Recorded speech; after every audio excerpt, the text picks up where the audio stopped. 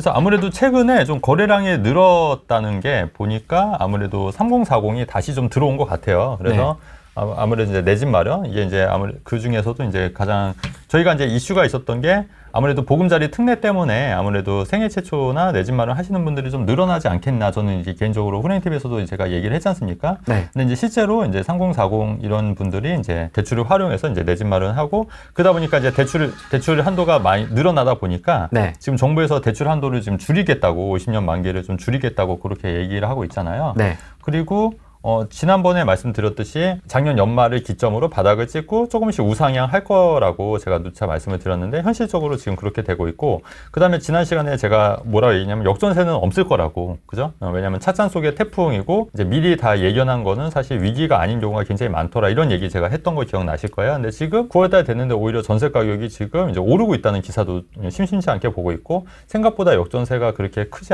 않다고 그런 분위기가 좀 연출이 되고 있는 거예요. 그리고 제가 이제 그 방송 예전에 보신 분은 아시겠지만 이제 상저하고로 제가 말씀을 드렸습니다. 그래서 상반기에는 좀 점점 좋아지고 하반기로 갈수록 점점 좋아지지 않겠냐. 근데 실제로 지금 하반기 9월 달인데 이제 거래량이나 이런 것도 조금씩 좋아지고 있고 점점 더 좋아지고 있는데 저는 이거를 이제 추석 전후로 좀 기점이 좀 바뀔 것 같은데 일단은 내년에 또 총선도 있지만 그러면 이제 추석 전과 후로 봤을 때 아무래도 추석 이후에 거래량이 좀 늘어나는 건 맞거든요. 왜냐면 사람들이 집을 살려고 하더라도 추석 전에는 잘 안 살려고 그래요. 왜냐면 명절 준비해야 되고 근데 이제 추석이 끝나고 나면 이제 지인들만 이렇게 모이고 친척들 모이면 야, 너 뭐 집 샀네 안 샀네 뭐 어디 샀는데 얼마 올랐냐 이런 얘기들이 자연스럽게 나오면서 또 부동산에 관심을 갖게 되니까 추석 이후에 또 이제 집값이 좀 거래량이 좀 많이 늘어나는 경향이 있거든요. 그래서 그런 거 봤을 때 지금 추석 전에 뭐 금매물들 같은 경우에는 오히려 좀 이렇게 계획이 있으신 분들은 조금 그런 금매물들도 추석 전에 잡으시는 건 어떨까 저는 개인적으로 그렇게 생각을 하는 거고 그리고 역전세는 생각보다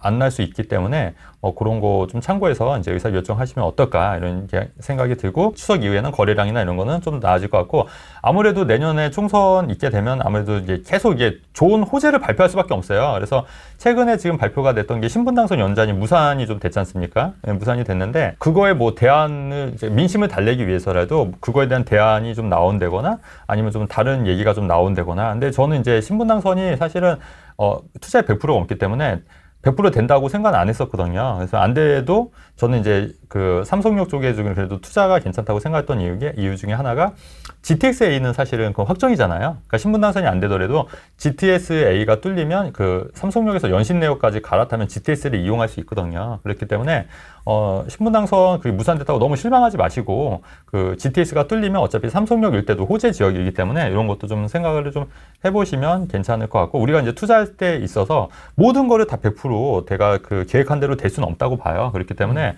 그런 걸 좀 감안해서 이제 리스크도 좀 감안해서 그다음 만약에 안 됐을 경우에도 괜찮지 또 호재가 다른 호재가 있거나 아니면 또 대안이 있는가 이런 것도 잘 체크해가면서 투자를 하시면 좋을 것 같다는 말씀을 드리는 거고 그리고 제가 뭐 삼성 김포 얘기를 많이 해서 제가 삼성 김포만 투자하는 건 아니에요. 최근에 투자한 지역은 전혀 다른 지역들이거든요. 전혀 다른 지역들이고 근데 이제 제가 이렇게 말씀을 자꾸 드리는 이유는 이제 5호선 연장도 사실 요번에 8월 말에 되기로 했는데 그게 이제 인천에서 검단에서 세정거장 검단을 하자고 하니까 좀 그게 좀 연기가 됐잖아요. 근데 그것도 아마 9월 달에 발표가 날 것 같고 아무튼 5호선 연장이 되면 김포 쪽도 아무래도 좋아지는 건 맞거든요. 그래서 그런 부분을 좀 참고하시라고 계속 말씀드리는 거지 제가 뭐 김포만 딱 투자하고 이런 건 아니거든요. 물론 김포도 투자하고 삼성도 투자하고 있고 또 다른 지역도 굉장히 많이 투자를 하고 있거든요. 그렇기 때문에 딱 여기만 국한돼서 여기만 하고 있다 이렇게 생각하지는 않으셨으면 좋겠다. 전반적으로. 근데 제가 다음 시간이나 또 다음에는 또 제가 다음에 또 어디 투자하고 있는지 그런 것도 좀 말씀 좀 드리려고 해요. 시황 말씀해달라고 했더니 뭔가 지금 피드백이 많이 왔었던 모양인가 보죠? 네네. 지난 방송까지 해서 뭔가 김포와 삼성역과 이런 거에 대한 좀 궁금해하신 분들도 계시더라고요. 그래서 그렇게 말씀드렸고 추석 때 친척분들하고 부동산 얘기 하세요? 궁금하네요. 하세요? 부동산 얘기 같은 거? 저희 집에서는 하는 걸 못 봤거든요. 왜냐면 그런 얘기 나오면 이제 또 재산 얘기 나오고 또 술이 한 잔 들어가지 않습니까? 아침부터 차례 지내고 그럼 이제 오후 3시 되면 이제 그때부터 시작하는 거예요. 이게 시작하는 거거든요. 이제 뭐 형이 뭐 이제 막 이런 하는 집도 있죠. 좋은 집이다. 저희 집만 해도 이제 저희가 이제 4형제거든요. 그리고 이제 제가 막내예요. 그래서 이제 저희 누나 둘 있고 형이 있는데 이제 작은 누나는 부동산에 좀 관심이 없고 저희 큰 누나랑 이제 형은 이제 제가 하라는 대로 이제 좀 조언을 좀 드려서 이제 현관 형님 같은 경우 위례 신도시도 당첨도 됐어요. 예. 위례 신도시도 당첨되고 뭐 큰 누나도 이제 제가 좀 조언 드려서 요번에 이제 조카 2명도 제가 이제 청약 당첨을 시켜줬거든요. 이제 그런 거 있고, 그 다음에 형도 예전에 제가 추천해서 뭐 오피스도 사고, 상가도 사고, 아파트도 사고, 근데 이제 그런 것들이 또 다 좀 올랐거든요, 사실. 올랐고, 이제 큰 누나도 이제 제가 사라는 거 사서 뭐 그래도 그냥 나쁘지 않고, 또 월세도 받고 있고, 작년인가 재작년, 2년 됐구나. 이게 조카들이 아직 26, 7살밖에 안 됐는데, 그래도 청약이 벌써 당첨이 돼서 아파트 하나 생기는 거니까, 그 2명이거든요, 조카 2명이. 그래서, 좋아하시죠. 그래도 좋아하고 그래서 그런 얘기 이제 하는 거죠, 가볍게. 그러니까 이게 제가 볼 때는 꼭 그런 건 아닌데 한번 이렇게 성공한 경험들이 있으면 그런 얘기를 해요. 투자해서. 근데 이제 우리가 이제 만약에 그 실패하거나 좀 이제 기분 나쁘면 뭔가 투자했는데 뭔가 안 좋으면은 얘기가 금기어가 되지 않습니까? 예, 그래서 임대 아파트랑 사실은 그 일반 아파트랑 큰 차이가 없었거든요. 근데 이제 어느 순간 그 일반 매매랑 임대 아파트 분양이랑 큰 차이가 그 1억밖에 차이가 안 났는데. 이게 한 10억이 차이가 난 거예요. 그러니까 임대 아파트는 그대로잖아요. 임대 아파트. 근데 이 분양가보다 10억이 올라버리니까 그 동네에서는 집값 얘기하는 게 금지어가 된 거예요. 금지어가. 함부로 집값 얘기하면은 이제 난리가 나요. 근데 그럴 수밖에 없지 않겠습니까? 근데 한번 이게 역지사지로 생각하면은 그럴 수도 있을 것 같아요. 왜냐면 1억밖에 차이가 안 났는데 어떤 사람은 10억 정도의 자산이 불어난 거고 어떤 사람은 그 아무것도 불어난 게 없으니까 얼마나 맨날 진짜 말은 못하지만 진짜 밤에 잠도 못 자고 굉장히 고통스러워하시는 분들이 많이 계시거든요. 그런 선택 때문에. 그래서 그런 데서 함부로 얘기하면 진짜 큰일 나죠. 그러니까 그것도 분위기 봐서 해야 될 것 같아요. 분위기 봐서. 그래서 뭐 저희 집안은 이제 부모님은 다 돌아가셨으니까 저희 형제들 모이면 자연스럽게 부동산 얘기하고 또 어디 괜찮냐, 또 동생이 제가 이쪽 일을 하니까 어디 괜찮냐, 또 어디 투자하고 있다, 저 어디 뭐 투자하고 있다 이런 얘기하면은 또 그러냐 또 관심 있게 보시고 또 그렇게 얘기하는 경우가 굉장히 많더라고요. 확실한 집안에 확실한 전문가가 딱 차고 얘기를 하기 때문에 그런 것 같아요. 근데 그 우리 형이랑 누나도 거의 준 전문가가 다 준 전문가예요. 그러니까 오래되니까 또 제 얘기하면은 또 좀 걸러 듣는 것도 있고 오히려 또 반대적인 얘기하는 경우도 있고 그래서 오히려 저도 또 역으로 또 배우는 경우도 있고 그러니까 이게 또 서로 윈윈이 되는 것도 있고 근데 가만 보면은 이게 집안에 한 명 이런 쪽이 좀 밝은 사람이 있으면 잘 되는 집안은 그게 다 그렇게 잘 되더라고요. 다 부동산 쪽으로. 근데 또 집안에 한 명 사업하다가 잘 안 되는 경우가 있으면 또 다 잘 안 되는 경우가 있고 사업으로 말아먹고 네. 주식으로 또 막 이렇게 주식도 그렇고 이렇게 막 말아먹잖아요. 그러니까 집안에 한 명이 잘해야 되는데 저도 더 잘해야 될 것 같아요. 그러니까 저는 뭐 딴 거 아니고 이제 이 부동산 쪽 관심을 하고 저는 사업은 좀 줄이는 게 맞지 않겠냐 이런 생각도 좀 들고 계속 이제 명절 얘기가 나오는데 명절 네네. 전이니까 네. 친척들이 모이면 네. 각자 소비하는 콘텐츠들이 다르단 말이죠. 증권사 출신의 뭐 연말 폭락 기다려라. 뭐 집 산 사람들 앞으로 벌벌 떨게 될 것이다. 뭐 이런 이제 물론 이제 썸네일이긴 하지만은 이제 그런 콘텐츠들도 지금도 9월 초인 지금도 여전히 나오고 있는 상황이거든요. 네네. 그러니까 그 부분도 좀 생각을 해볼게. 우리가 그 분위기 자체는 어떠냐면 작년 연말이 진짜 가장 암담하지 않았어요? 작년 연말이? 완전 우울했죠. 네, 완전 우울하고 그때는 저같이 소수 의견을 내는 사람들이 굉장히 짓밟히던 시절이었어요. 제가 집값 받아쳤다고 하는 순간 댓글들이 쫙 달리면서 악플들이 악플 잘 안 달리는데 악플들이 막 달리기 시작하면서 네가 뭘 아냐부터 시작해서 6개월 있다 두고 보자. 근데 그 6개월이 지났는데도 그분들은 또 댓글 안 달잖아요. 아니, 거기다 답글을 다시 하죠. 6개월 지났는데 어디 가셨어요? 그러니까. 근데 그런 거는 이제 했고 오히려 지금은 이제 그때보다는 상황이 많이 나아졌잖아요. 근데 이제 그분들은 이제 제가 가만 보니까 그런 분들은 그냥 주구장창 그런 얘기를 몇십 년째 하고 계신 것 같아요. 지금뿐만 아니라 과거 1년에도 그렇고 2년에도 그렇고 3년, 4년 그러다가 어쨌든 하락장 한번 맞으니까 이제 갑자기 이제 막 붐해서 한 거지. 사실 그 계속 하락장 주장하시는 분들 많잖아요. 누구 이름은 거론 안 하겠지만 계속 뭐 10년 전부터 하락하신다는 분 계신데요, 뭐. 그러다가 이제 최근에 이제 하락하니까 이제 최근에 더 많이 좀 뜨신 거지. 왜냐면 그렇게 하는 이유가 또 추종자가 있으니까 하는 거예요. 거기에 대한 추종자들이 있으니까 계속 그런 얘기를 할 수밖에 없는 거죠. 그러니까 그분들은 뭐 이게 뭐 상승으로 갈지 하락으로 갈지 사실 본인들도 잘 모를 텐데 그냥 이제 주구장창 이제 일관성의 법칙으로 계속 얘기하는 것 뿐이다. 저는 그렇게 생각합니다. 지금은 진짜 저희가 어제도 카톡으로 얘기를 나눴지만 기사거리가 없을 정도로 진짜 약간 좀 조용한 시장? 약간 그냥 뭐 규제가 풀린다 어쩐다 뭐 발표도 없고 뭐 새로운 내용도 없고 뭐 특별히 나올 내용이 그렇죠. 없는 네. 상황, 그냥 조용히 그냥 그렇죠. 이런 느낌인 것 네네. 같아요. 그냥. 네. 근데 그럼에도 간간히 이제 거래는 되고 있고, 저는 추석 지나면 조금 더 그게 좀 활발해지지 않을까. 저는 개인적으로 좀 그렇게 좀 감지하고 있어요, 분위기가. 그러니까 뭐 그거를 막 어떻게 뭐 데이터를 가지고 뭐 이렇게 설명하기는 좀 어려운데, 이제 오랜 이제 필드에 제가 한 20년 있었지 않습니까? 이제 그냥 그럼 약간 느낌이라는 게 있잖아요. 이제 그러면 추석 이후에는 좀 더 활발해질 것 같다. 네, 개인적으로 좀 그렇게 생각합니다. 3주택자 이상, 네네. 다주택자죠. 중장기 투자 전략. 저도 이제 3주택 이상의 다주택자잖아요. 네. 저도. 그래서 이제 제 얘기를 좀 하면은 좀 더 이해가 되실 것 같아요. 그래서 저도 이제 여러 채가 있는데 저는 그 중에 오피스텔 5채에서 월세를 받고 있고 아파트 한 채에서 또 월세를 받으니까 총 6채에서 이제 임대 수익이 나오는 거예요. 네. 그다음에 이제 나머지는 이제 나머지 몇 개라고는 말씀드릴 수는 없는데 전세. 네, 나머지는 이제 전세 세팅이 다 돼 있는 거예요. 네. 나머지는. 네. 그러면은 나머지를 이거를 그래서 이제 올해 팔 것들 왜냐면 이게 1년에 2채씩 팔면 또 양도세 합산이 되잖아요. 그리고 이제 저는 이제 그 재건축 강남의 재건축 아파트로 해서 나중에 재건축 입주할 계획이 있거든요. 그러니까 똘똘한 한 채가 저는 이미 있는 거예요. 똘똘한 한 채가 이제 평생 살 집이 있는 거고 그러면 이제 그건 냅두고 나머지는 이제 다 양도세 중과가 내년 5월에 유예가 됐고 또 6월 이후에도 또 이제 법이 바뀌어서 없어질 가능성도 굉장히 높고 그리고 조정적인 해제가 어차피 됐기 때문에 강남 상구랑 용상은 제외한 지역은 2년 보유해서 팔아도 일반 세율이 된다는 얘기잖아요. 그러면 그런 지역들을 이제 1년에 한 채씩 혹은 1년에 한 채씩 팔 계획이에요. 그럼 이제 그런 거 자금해서 또 이제 뭐 또 투자해도 되고 아니면 내가 좀 현금 좀 갖고 있어도 되고 아니면 그 돈을 전세에 넣었던 걸 또 전세금 빼줘서 월세로 돌려도 되고 이렇게 지금 포트폴리오를 가지려고 하고 있거든요.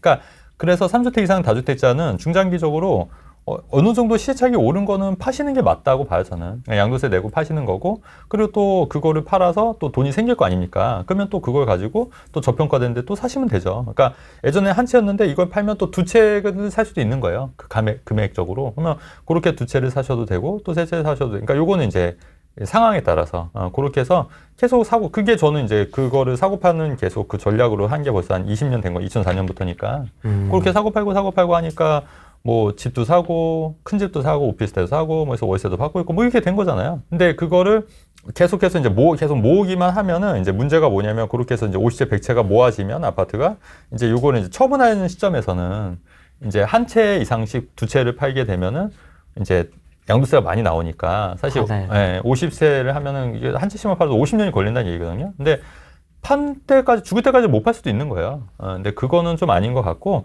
제가 볼 때는 딱 그냥 적정한 수준만큼만 해서 그렇게 해서 이제 팔고 또 그 자금으로 뭐 여윳돈으로 뭐 쓰셔도 되고 뭐 그렇게 좀 포트폴리오를 구성하면 어떨까.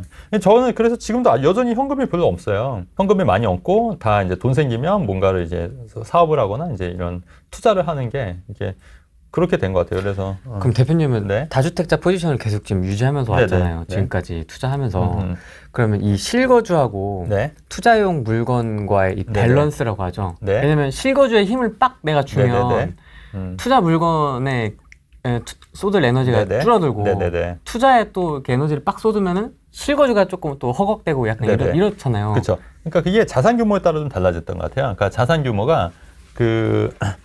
규모가 이제 처음에는 이제 없을 때는 이제 실거주가 거의 한 70% 비중을 차지했던 것 같아요. 맞는 얘기예요. 네, 맞는 들어오세요. 얘기예요. 맞는 얘기예요. 근데 이제 자산 규모가 커지다 보니까 실거주 비중이 이제 점점 작아지는 느낌이 드는 거예요. 그러니까 그래서 한 30%, 그러니까 그게 7대3이 바뀐 것 같아요. 그러니까 지금은 투자 자산이 한 70%, 그 다음에 이제 거주 자산, 그러니까 실거주 자산이 한 30% 정도? 이렇게 좀 바뀌는 것 같아요. 그러니까 자산 규모에 따라서. 그러니까 첫 해는 이제 지금은 저는 비과세 크게 신경 안 쓰거든요. 어차피 비과세는 할 수가 없잖아요. 네. 근데 이제 우리가 좀 신경 써야 될 게 뭐냐면 그 처음에 그 이제 자산을 불릴 때는 사실 이거를 막 자산을 여러 채를 갑자기 불릴 수는 없지 않습니까? 그러면 많아야 한 채, 두 채, 세 채거든요. 그렇죠. 그러면 그렇다고 하면은 이런 분들은 꼭 비과세를 챙겨야 돼요.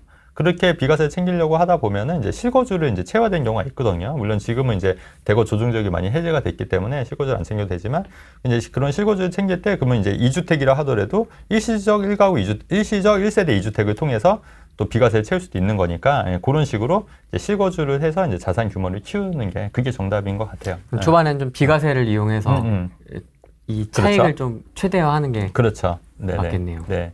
그래서 저도 돌이켜 보면은 그 혼인을 통해서 이제 일시적 1가구 2주택 비과세를 받았었고 그래서 이제 그것도 받았었고, 그 다음에 기존 주택 1주택으로 비과세 받은 적도 있고, 그 다음에 그 거주주택 비과세라고 해서 왜 장기 임대하면 거주주택 비과세 받은 거 있잖아요. 그래서 양도 차익만 한 것도 한 8억 정도 났었던 거거든요. 근데 이제 거주주택 비과세로 한 6천 정도 냈던 것 같아요. 세금은 되게 적게 낸 거예요. 왜냐면 이게 고가주택, 그땐 그 당시는 또 고가주택이 12억이 아니라 9억대였거든요. 근데 8억 정도 내서 한 6천만 원 세금 낸다? 나쁘지 않지 않습니까? 근데 사실 8억 정도 시세 차익을 냈는데 6천 정도 세금 낸다는 거는 사실 금융상품으로는 도저히 낼 수가 없는 거예요. 그렇죠. 예, 주식도 그렇게 낼 수는 없고, 해외 주식 같은 경우에도 22% 떼야 되잖아요, 세금. 그러니까 그런 거 봤을 때는 그 비과세 혜택이 있기 때문에 부동산 투자로, 물론 제 책에도 썼지만은 부동산 투자가 그런 건 굉장히 효과적이다. 그리고 주식으로 사실 뭐 8억, 9억 이 정도 수익 낼 수가 없잖아요, 사실. 겁나 힘듭니다. 힘들죠. 레버리지가 없기 때문에. 예. 근데 이제 부동산은 이제 우리가 또 잘만 선택하면 또 이런 일들이 또 많이 있을 수 있으니까, 비일비재하니까 또 그런 것도 잘 활용하면은 괜찮을 것 같아요. 생각이 들죠. 그 부동산이 진짜 좋은 게 두 가지가 가장 큰 게 비과세하고 네. 전세 레버리지. 그렇죠. 이게 진짜 파워풀해요. 그렇죠. 진짜 파워풀하더라고요. 다른 투자 상품에 비해서. 그렇죠. 그러니까 이제 전세 레버리지 같은 경우도 이제 이자가 나가는 게 아니니까. 근데 이제 주식 해보셔서 아시겠지만 돈 빌리면은 거기에 이자를 또 매달 내야 되잖아요. 그러니까 그것도 사실 만만치 않아요. 근데 이제 전세는 이제 무이자 대출을 내가 받을 수 있는 거니까. 그렇죠. 그런 게 엄청 메리트 있고, 또 하나 더 말씀드리면 담보대출도 또 많이 나오잖아요. 근데 담보대출을 받아도 월세를 놓을 수가 있어요. 월세 아시다시피. 그러면 이제 크게 뭐 내 돈이 정말 많이 안 들어가도 이제 레버리지를 이제 많이 잘 활용해서 자산을 증식시킬 수 있는 방법이 되는 거죠. 개인으로 하시는 건지 법인으로? 저 개인만 한다고 말씀드렸는데, 그것도 제가 말씀드릴 건데, 네. 저는 이런 생각을 해요. 그러니까 법인 투자에서 많이 하시는데, 그 법인은 가만 보니까 일단은 좀 약간 서류상 이런 복잡한 것도 있고, 제가 복잡한 걸 싫어하는 면도 있고, 근데 그거를 갖고 와야 되잖아요. 내 걸로. 빼내야 되잖아요. 예. 근데 그걸 빼낼 때도 또 세금도 나오는 거고, 근데 제 한편으로는 저는 이제 어차피 저는 투자 물건은 이제 양도소득세는 이제 분류과세지 않습니까? 종합소득이 합산이 안 돼서 그냥 투자 물건은 이거 하나 사면 요거는 별도의 자산이 돼버리는 거예요. 내 별도의. 그러니까 만약에 요거를 내가 제 명의로 요걸 사면, 내 명의나 와이프 명의로 요거 한 채를, 아파트를 사면은 요게 만약에 3억이 올라줬다. 예를 들어서 3억이 올라줬다. 그러면 얘가 3억을 벌어준 거잖아요. 그럼 얘가 3억을 벌어주면 양도세가 누진세율이니까 한 30% 잡으면 1억 9천만 원, 8천만 원, 9천만 원 낸단 말이에요. 그러면 어쨌든 2억은 가져올 수 있는 거잖아요. 바로. 근데 법인 같은 경우에는 이거를 또 법인세 해서 법인에서 또 개인 자산으로 또 갖고 오려면 또 거기에 대한 세금이 또 가져와야 되니까, 어차피 그럴 바에는 그냥 깔끔하게 그냥 내 명의로 하고 세금 그 종부세나 이런 거 내더라도 그냥 세금 낼 거 내고 그냥 내 앞으로 그냥 가져가는 게 편하겠다, 이런 생각으로 하는 거예요, 저는. 근데 뭐 그런 건 없습니까? 어떤가요? 다주택자 기준으로 봤을 때 어떤 단타라든지 이런 경우에는 그렇죠. 법인이 훨씬 유리할 수 있죠. 법인이 훨씬 더 네네. 세금적으로도 좀 더 유리하기 때문에. 그렇죠. 근데 저는 개인적으로 단타를 별로 안 좋아해서, 그러니까 제 투자 스타일은 사놓고 좀 몇 년 묻어두는 스타일이잖아요. 그래서 단타로 이렇게 치고 빠지고 하는 거, 근데 의외로 단타에서 돈 많이 못 벌어요. 주식 단타로 돈 많이 못 벌듯이 부동산 투자에서 단타 투자하시는 분들 어떻게 보면은 꼭 묶이더라고요. 단타 하려다가 이렇게 좀 하다 보니까. 그래서 저는 개인적으로 단타보다는 그래도 최소 뭐 등기하고 2년 정도? 2년, 3년? 그렇게. 제가 갖고 있는 거는 그래서 한 번도 다 단타로 판 적은 없었던 것 같아요. 분양권도 어쨌든 최소 2년은 보유했었던 거니까. 그렇게 해서 팔고 수익을 내는 거죠. 그 법인 하시는 분들은 보면 꼭 많이 사팔사팔 하시니까 꼭 아픈 손가락이 몇 개씩 있더라고요. 그냥 감안하면서 가는 것 같아요. 맞아요. 계속 사팔사팔 하면서 아픈 손가락 물리면 그냥 뭐 물리는 그렇죠. 대로 그냥 약간 이런 느낌. 그러니까 이제 빈도가 빈번해지면, 그렇죠. 이제 성공 확률도 높아지지만 실패 확률도 올라가는 거기 때문에, 이제 저는 그보다는 이제 저는 1년에 뭐 한 채, 두 채 정도로 목표를 해서, 그러니까 제 스타일이 막 그렇게 공격적인 스타일은 아니잖아요. 그러니까 뭐 한 채, 1년에 한 채 정도, 두 채? 태극권. 그냥 뭐 슬슬 하는 거잖아요. 슬슬. 설렁설렁. 맞아요. 대충 한다는 게 아니고 설렁설렁. 맞아요. 조급한 게 아니라. 편하게. 투자에 있어서는 또 그렇고, 또 저는 이제 앞바퀴 얘기하는데, 앞바퀴도 또 굉장히 많이 노력을 하고 있고, 저는 사실 뒷바퀴는 요새 거의 힘을 안 주는 것 같아요. 그러니까 그 말이 맞는 게, 이제 오래 하다 보니까 그냥 설렁설렁해도 이제 보이는 거죠. 이제 어떻게 하면 이제 이런 것들은 이제 돈이 되겠다 안 되겠다 이런 게 보이니까, 뭐 그럴 때 뭐 여윳돈 있으면 사면 되고, 또 기존 거 이제 팔아서 또 사면 되고, 이런 식으로 이제 돌리는 거죠, 뭐. 살 때마다 취득세를 12%. 네네. 근데 지금 저는 그래서 저도 일부러 최근에 샀던 거는 분양권으로 좀 샀어요. 근데 분양권은 아직 취득세가 부과가 안 되지 않습니까? 근데 이제 그게 저는 법이 완화가 되면, 그러니까 아직 등기를 한 게 아니잖아요. 그러면 이제 절반으로 줄 거를 감안해서 최근에 산 것들은 다 분양권이에요. 그러니까 최근에 산 것들은 분양권을 사서 이제 그게 완화되길 저도 이제 학수고대하고 있습니다. 예. 안 완화되면요? 완화되면 뭐 12% 내야죠. 그러니까 그거 각오하고 사는 거예요. 근데 이제 대신에 이제 분양권이 분양가로 사는 거기지 않습니까? 근데 분양가 자체가 뭐 이런 10억대 아파트 이런 게 아니에요. 그러니까 뭐 5억대 아파트, 뭐 3억대 아파트 이런 거기 때문에 그렇게 취득세 감안하더라도 뭐 10억대면 사실 12%면 1억 2천이니까 굉장히 부담스럽잖아요. 근데 이제 5억대면 뭐 그래도 적지 않은 6천이긴 하니까. 근데 이제 그게 절반으로 줄면 3천이 되는 거고.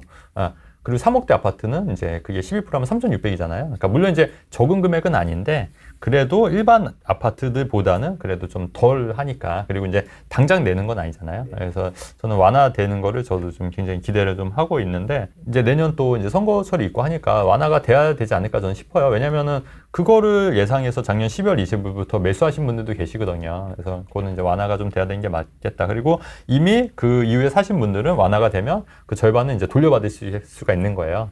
절반은. 예, 그렇게 이해하시면 될 것 같아요. 그러면 그 취득세 완화가 안 됐을 때는 그 전에 터실 생각도 있으세요? 아니면 그냥 있어요. 그것도 두드려 맞고 그냥 맞아요. 더 가져가. 근데 분양권이 좋은 게 전매가 되잖아요. 근데 이제 이미 지금 제가 갖고 있는 분양권들은 피가 좀 붙은 분양권들도 있어요. 그래서 여차하면은 그렇게 털어도 돼요. 그러니까 대신에 양도세 완화가 안 되면 이제 세금 많이 내겠죠. 근데 그래도 취득세가 부담이 되면은 털 생각도 있어요. 그러니까 그래서 분양권이 저는 괜찮았다고 봐요. 그러니까 이게 그 취득세가 이제 완화가 될지 안 될지 모르는 거고, 그런데 어쨌든 당장 취득세 내는 게 아니고, 그다음에 분양권은 어쨌든 등기 전에도 그 매도가 가능하니까, 전매가 되니까. 그래서 지금 분양권 최근에 투자했던 건 다 분양권이에요. 최근 1, 2년 사이에 투자했던 거는 그렇게 되는 거죠. 전세를 못 맞춰가지고 잔금 다 치르시는 경우는 없으시나요? 최근에 제가 그러니까 투자를 좀 무리하지 않는 선에서 하는 게, 의정부에 저도 요번에 했는데 전세가 안 들어오는 거예요. 의정부에 생각보다. 그래서 저도 깜짝 놀랐어요. 이런 경우 없었거든요. 그래서 그때는 어떻게 했냐면 담보대출을 받았어요. 그래서 60%.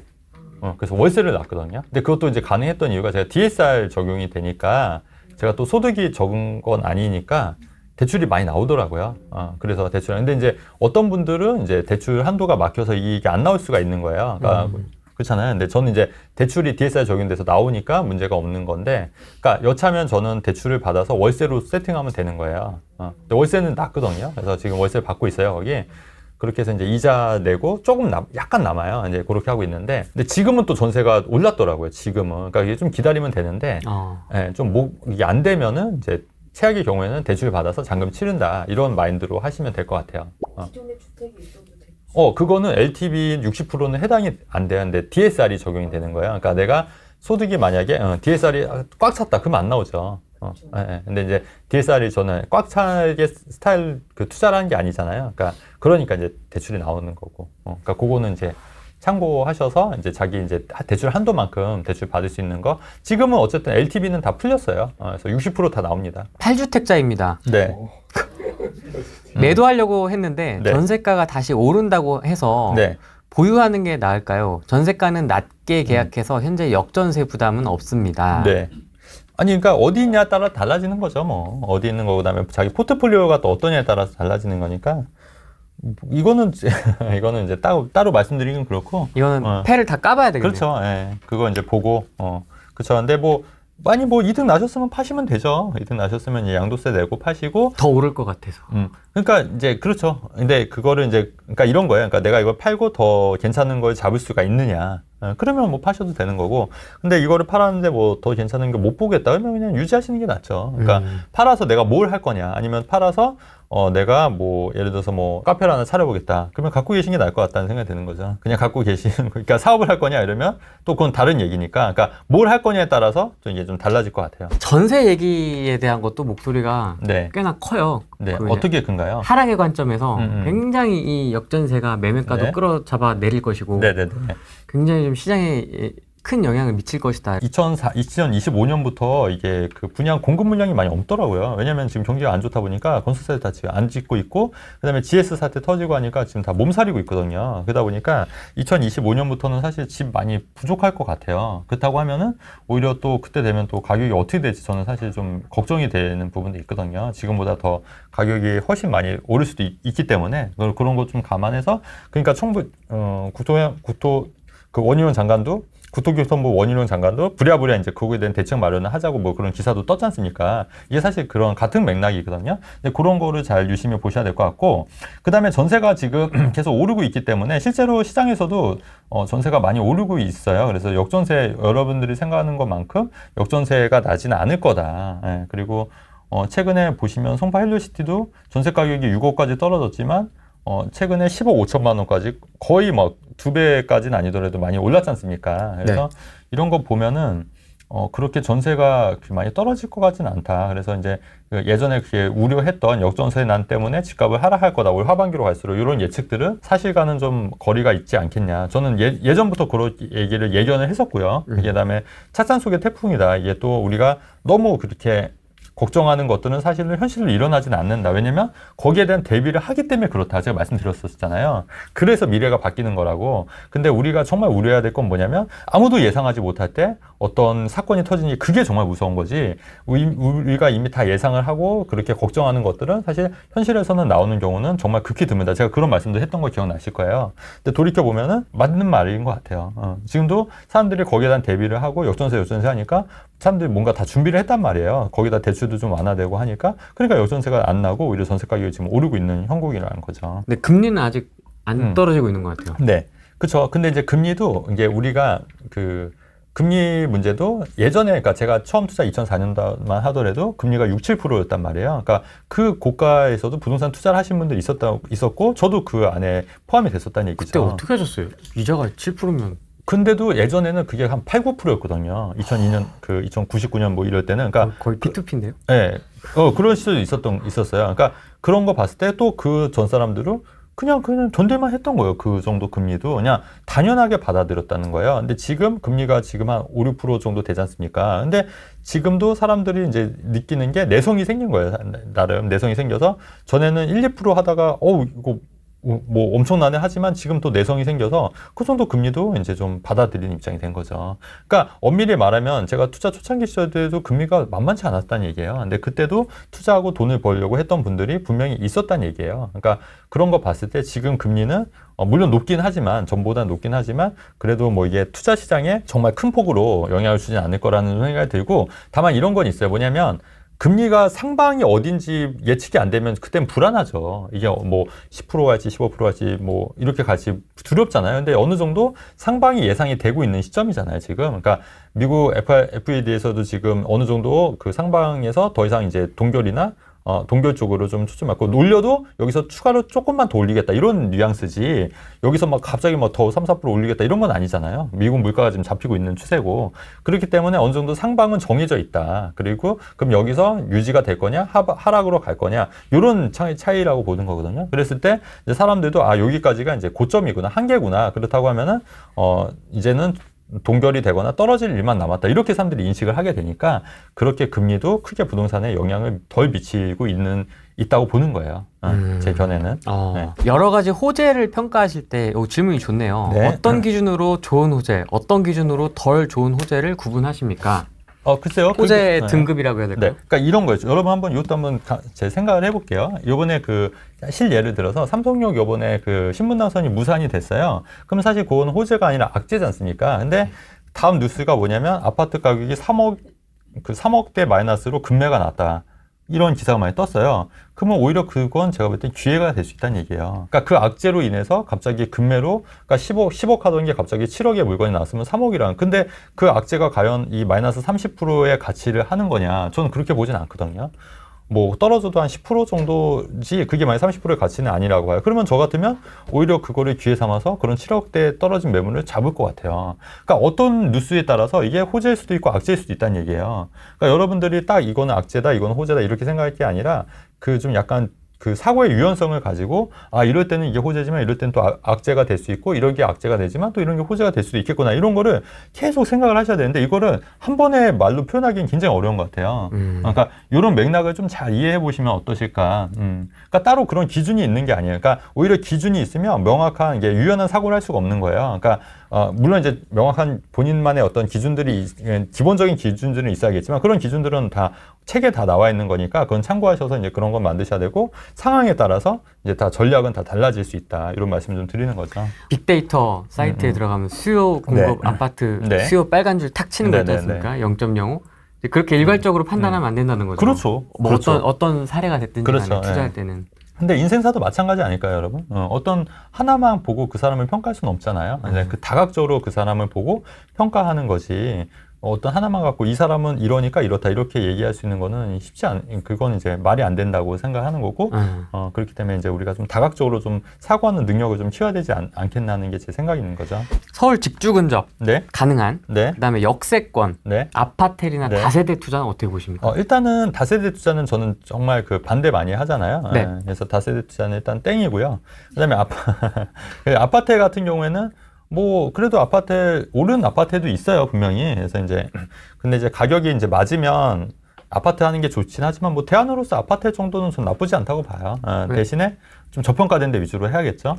아파트도 왜 크기가 있지 않습니까? 원룸, 투룸, 쓰리룸. 그렇죠. 근데 이왕이면 이제 아파트라는 거는 이제 투룸, 쓰리룸을 얘기하는 거니까 이제 그런 거는 이제 내가 실거주도 좀 가능하고 또 역세권 편리하게 하니까 그리고 아파트에도 오른 게 있어요. 뭐 삼성 쪽 아파트에도 많이 올랐고요.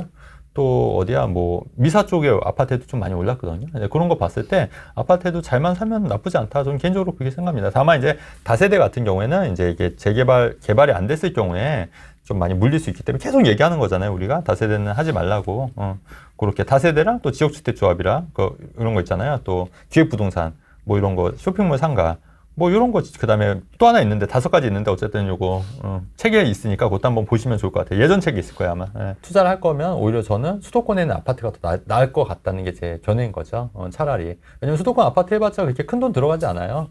그래서 이제 적은 돈으로도 할 수 있기 때문에 그렇게 이제 수도권 아파트. 그러니까 아까 말씀이 송파권에 다세대를 살 거냐, 수도권에 아파트를 살 거냐, 뭐 어떤 전문가들은 무조건 그래도 서울이다 해서 다세대를 믿는 분들이 있지만 저는 그건 아니고 수도권의 아파트를 이제 대단지 아파트를 추천하는 그런 스타일인 거죠.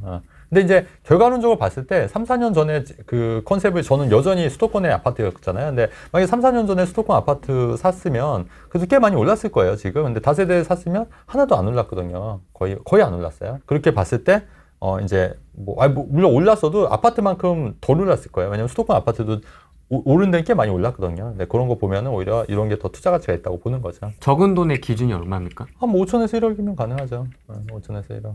근데 다세대도 요새 그거보다 더 돈 더 넣어야 되잖아요. 그러니까 오히려 더 적은 돈으로 할 수 있는 거예요. 아까 이거 또 10억짜리 컨설팅 얘기하려고 하는 건데. 예, 그게 뭐죠? 그거 말씀드릴게요. 최근에 이제 저한테 이제 상담을 오셨던 분이 이분은 이제 건물 투자로 한 몇십억을 버신 거예요. 최근 한 5, 6년간. 예. 그러니까 오히려 저보다 더 고수시더라고요. 건물 투자로만 최근 몇 년간 뭐 꽤 많이 버셨더라고요.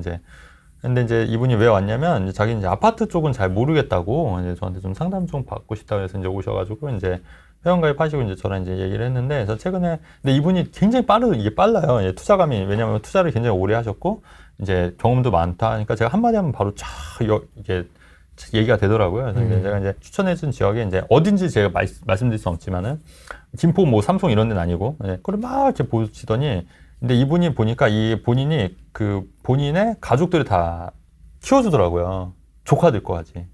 조카들. 그 조카 되고 싶더라고. 그래서 조카 5명을 쫙 해가지고 집을 한 채 사주겠다는 거예요. 그 조카들이 이제 해서 집 한 채 사주는데 근데 이게 재밌는 게 뭐냐면 돈이 하나도 안 들어요. 돈이 하나도 안 들어요. 대출이 무주택자니까 풀려 나는 거예요. 그리고 월세 세팅하니까 돈이 하나도 안 들어가겠더라고요. 그렇게 5채를 명의로 탁탁탁탁탁 사주면 끝인 건데 돈은 제로. 돈 제로 안 들 것 같아요. 월세 세팅하면 되는 거고. 근데 제가 볼 때 여기에 제가 볼 때 한 2년 있으면 한 2억 정도씩 오를 것 같아요. 개인적인 생각은. 지금 좀 이게 약간 느껴지거든요. 보이거든요. 근데 똑같은 얘기예요. 한 2억 정도 보고 있다고 자기도. 근데 2억이면 5채면 얼마예요? 10억이잖아요. 10억. 근데 거기다가 다 개인 명의이기 때문에 다 비과세요. 조카들이. 그러면 그냥 10억을 2년 있다 버는 거예요. 2년 만에. 생각만으로. 10억짜리 컨설팅이 결국에 본인 얘기였네요? 네, 그렇죠. 내가 10억을 벌게 해줬다. 그렇게 되면 이제 그렇다는 거죠. 그렇다는 거죠. 어쨌든 그렇게 했는데 이런 거 보니까 참 그런 거 보면 사실 이게 10억이라는 돈이 엄청 큰 돈이고 엄청 벌기 힘들잖아요.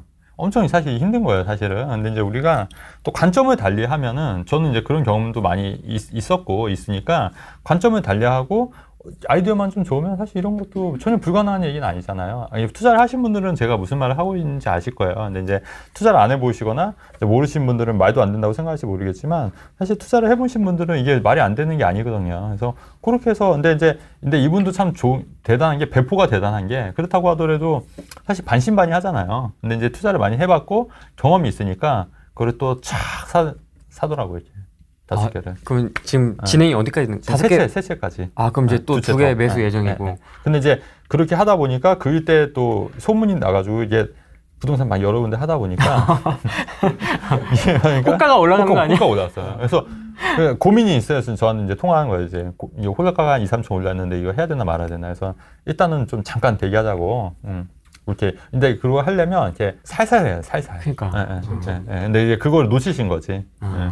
막 이제 하다 보니까 이제 이게 분신술이 돼가지고 혼자가 이제 여러 명이 돼서 그쵸. 전화를 하니까 이제 집주인들 놀래고 이러니까 이제 호가를 여기 물 들어오나비요 이러면서 한 명인데. 한 명인데. 그래서 이제 3명까지 지금 현재 나머지 2명은 이제 좀 대기해야 될 것 같아요. 역세권이고 20년 넘은 구축. 네. 재건축 가능성이 없는 아파트는 사는 게 좋을까요? 딸이 결혼하는데 신혼집 마련하려고 합니다.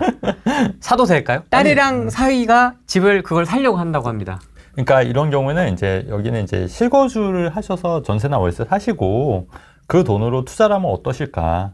월세 추천드립니다. 네네, 월세 하시고 왜냐면은 아니 재건축 가능성 없는 아파트를 왜 사요? 그렇지 않습니까? 그냥 실거주 만족이 되면 그냥 월세 사시면 되죠. 그리고 그 돈으로 다른 데 사시면 된다. 저는 투자랑 거주를 분리하시면 된다. 굳이 고민하시지 마시고. 그게 정답 아닌가요? 우리가 모두가 목표로 하는 강남 아파트. 네네. 강남 부동산이 투자의 성공인지에 대한 네네. 고찰. 네네. 질문이 날카롭습니다. 철학적인데요. 철학적이죠. 네.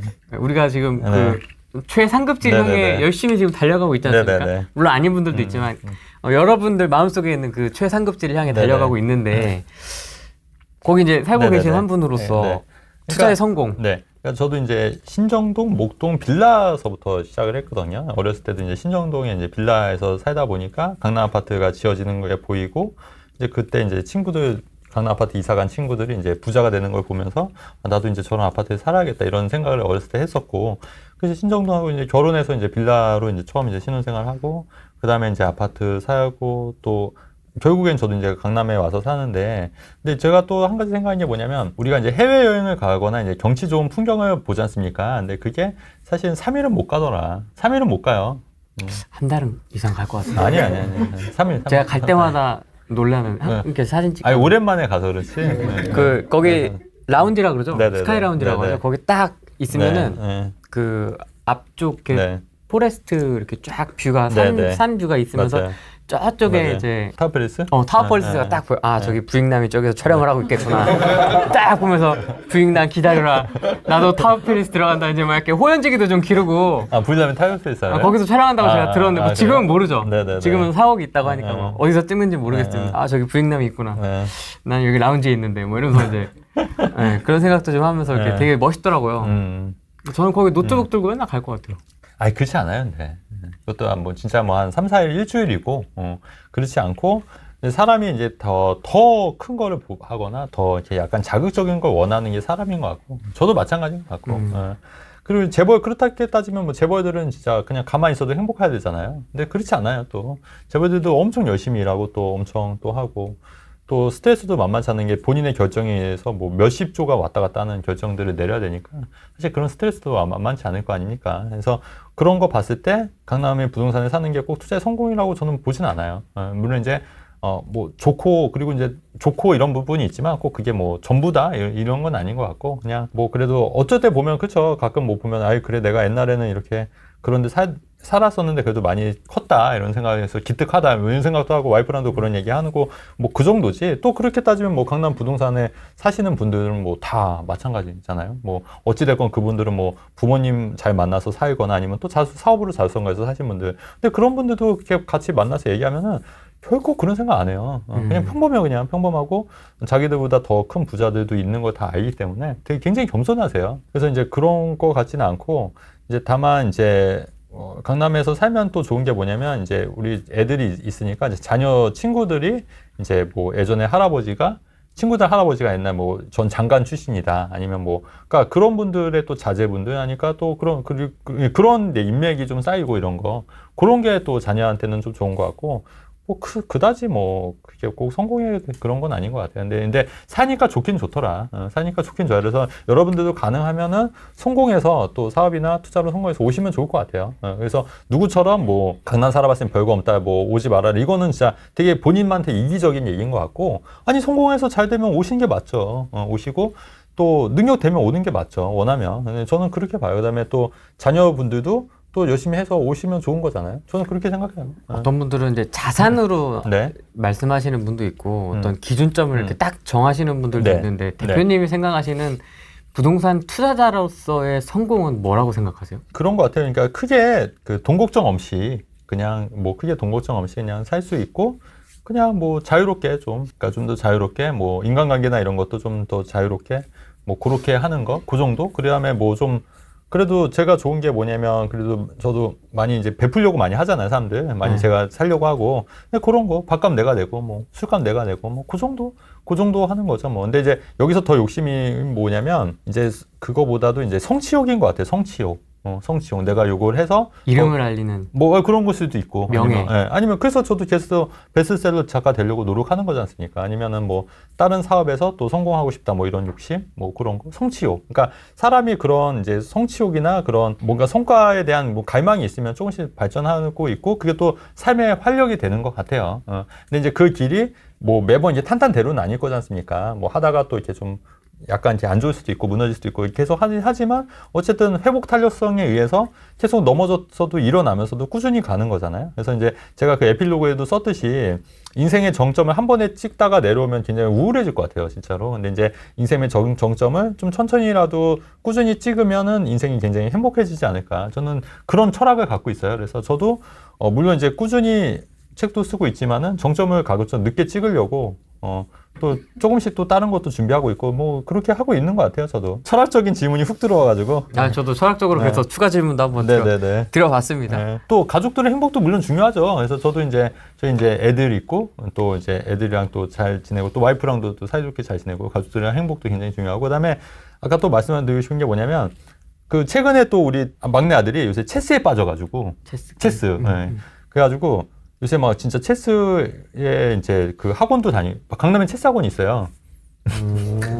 학원이 있구나. 네, 학원이 있더라고요. 그래서 체스 학원 다니고 이제 그거 이제 또 그 인터넷으로도 체스를 사람과 하는 게 있더라고요. 그리고 저만 오면은 계속 이제 체스 두자고. 근데 어느 순간 저보다 훨씬 잘 두는 거예요. 못 따라가겠더라고. 그래서 이제 제가 이제 계속 지고 있고. 근데 이게 좋은 게 뭐냐면 한 가지 이렇게 빠지니까 또 거기 엄청 몰두하더라고요. 그러니까 그런 거 보니까 참 신기하기도 하고 어쨌든 제 책 나오고 이런 거 보니까 또 본인도 뭔가 좀 열심히 해야겠다 이런 생각이 드나 봐요. 그러니까 제가 볼 때는 자식 교육도 물론 이제 중요한데 부모님들이 또 어떻게 그 성과를 내는가도 애들을 보는 것 같아요. 보고 본인도 뭔가 좀 성과를 내고 싶은지 이렇게 체스에 또 엄청 열심히 하고. 네, 강남 부모님들도 되게 이 교육관이 되게 다양한데 학원을 굉장히 많이 돌리는 스타일도 있고 정말 지쳐 쓰러질 때까지 그런 분들도 있고 막 그 한 달에 교육비만 뭐 500이 나가니 800이 나가니 뭐 이런 분들도 있는데 대표님은 어떻게 하세요? 교육비 많이 나가는 편이에요. 저희도 많이 나가고 그다음에 이제 저희는 이제 공부도 공부인데 이제 기본적으로 바이올린도 하고 피아노 악기도 다루는 거 있고 그다음에 뭐 아까 그 체스 학원 같은 것도 있고 뭐 수학 영어 학원 뭐 기본적으로 있고 예전에 뭐 과학 학원도 다녔고 그러니까 일단 하고 싶다는 거는 해주는 편이에요. 해주는 편이고 근데 또 한편으로는 또 그런 생각도 드는 게 상속세가 이제 나오잖아요. 저도 이제 상속세가 나오는 이제 자산이 됐지 않습니까? 그렇기 때문에 그 어차피 상속세 낼 바에는 그냥 애들 교육비로 좀 쓰는 것도 나쁘지 않겠다 이런 생각도 또 누가 해주더라고요. 그런 얘기를 우리 형이 얘기를 하더라고요. 근데 가만히 들어보니까 그 말도 맞는 것 같아요. 왜냐면 상속세로 어차피 절반 떼일 거 미리 애들한테 교육비로 투자하거나 뭐 해주는 대로 하면 어떨까. 그래서 이제 또 그거 이제 교육비로 받으면 또 자녀들한테도 이제 굉장히 좋은 거니까. 그래서 그렇게 해서 내가 그러니까 능력이 되면 뭐 그렇게 하고 있고 또 제가 그렇게 하기 위해서 또 열심히 또 하잖아요. 또 그래서 저도 열심히 하는 책도 내려고 하고 있고 또 어쨌든 뭐 이렇게 훈행TV 나와서 또 열심히 하고 있고 또 상담 일도 하고 있고 또 프랜차이즈 사업도 하려고 하고 있고 뭐 다양하게 또 열심히 하려고 노력하잖아요. 그러니까 일단은 그게 사람이 좀 약간 이게 꼭 돈맛이라는 게 나쁜 게 아니라 돈맛을 알면 또 더 열심히 일하게 되는 것 같아요. 그러니까 돈 벌어서 또 그런 거 쓰는 게 또 좋은 거잖아요. 또 쓰는 게 좋은 거니까 더 열심히 살려고 하고 있고 또 어떻게 하면 또 더 돈을 잘 벌 수 있을까? 더 많이 벌 수 있을까? 계속 고민하고 연구하고 있고 그런 거죠 뭐. 그러니까 저도 계속 열심히 연구하고 고민하고 있는 거잖아요. 혼돈의 부동산 시장 속 네. 지금이 딱 그 시기죠. 네네. 뭐 오른다고 했다가 어떤 사람은 또 떨어진다고 했다가 자기만의 기준과 줏대를 가질 수 있도록 내공을 키우는 방법.